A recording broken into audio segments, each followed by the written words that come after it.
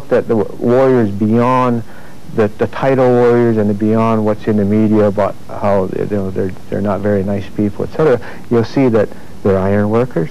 You see that they work in plants. You see that they work in grocery stores. You see that some of them, even pump gas. They're in different kind of everyday businesses, and then when there's a need for their presence, then they come to the assistance of their people.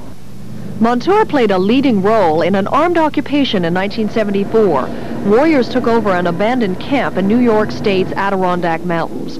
It was ancestral land, said the warriors, and they were reclaiming it. Montour eventually struck a deal with Mario Cuomo, then a state official. The siege would end in exchange for another parcel of land near Plattsburgh, New York.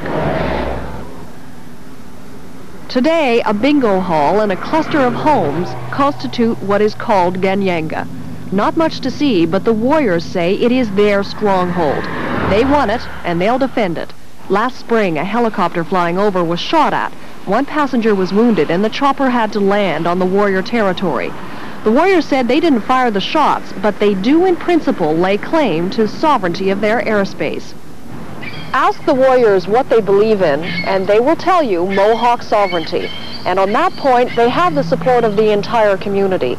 Where Mohawks disagree is on the subject of guns and gambling.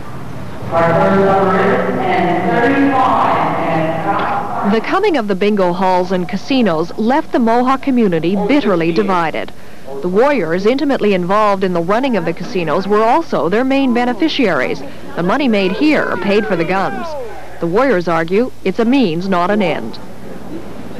Although those may at times be very controversial, they are the first steps towards, letting ourselves be free of government handouts, government grants, and so forth. The last 4 years, we've seen a rise in certain activities here that can only be defined, according to our law, as criminal.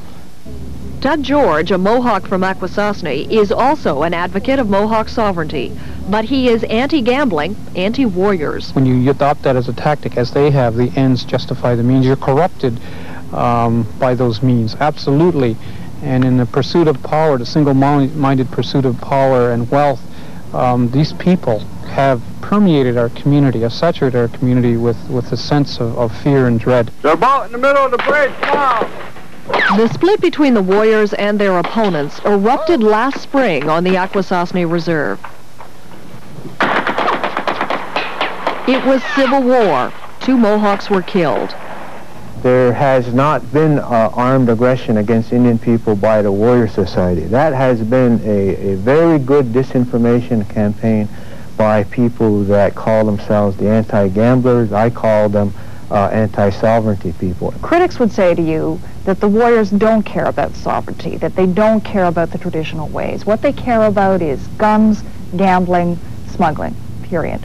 Well, first of all, it's not true, because the Warrior Society, the people that belong to it or join up with it is because of sovereignty. And I'm a warrior. I've been a warrior for 17 years. I'm also a structural iron worker.